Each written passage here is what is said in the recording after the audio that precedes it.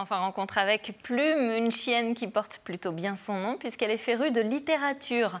Tous les mercredis, un vendredi et un samedi par mois, elle accompagne sa référente humaine dans les allées de la bibliothèque Abbé Grégoire à Blois. Sa mission, rassurer les tout-petits et aider ceux qui auraient des difficultés d'apprentissage.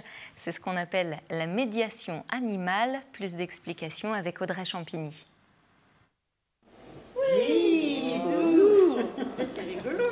Depuis un an, la mascotte de la bibliothèque, c'est elle.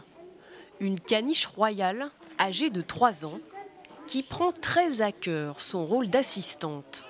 Oh, mais il est très sage cet enfant. Tu n'aurais pas dû le manger, monsieur le loup.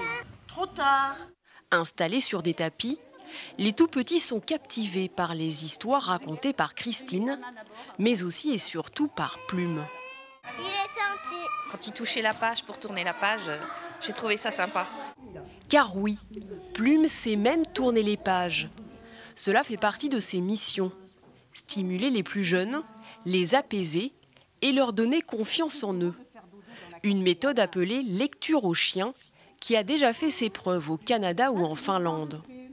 Nous, on vient régulièrement pour qu'il puisse y avoir un déclic du coup pour la lecture et pour que les enfants aiment le plaisir de lire, parce que c'est compliqué. Certains enfants n'aiment pas forcément ouvrir un livre. Et du coup, là, ça permet, avec le chien, de pouvoir accéder à ça plus facilement. Pour Solène, les séances de lecture avec Plume lui permettent aussi de vaincre une autre angoisse. Affronter ma peur des chiens parce que j'ai encore un petit peu peur des chiens.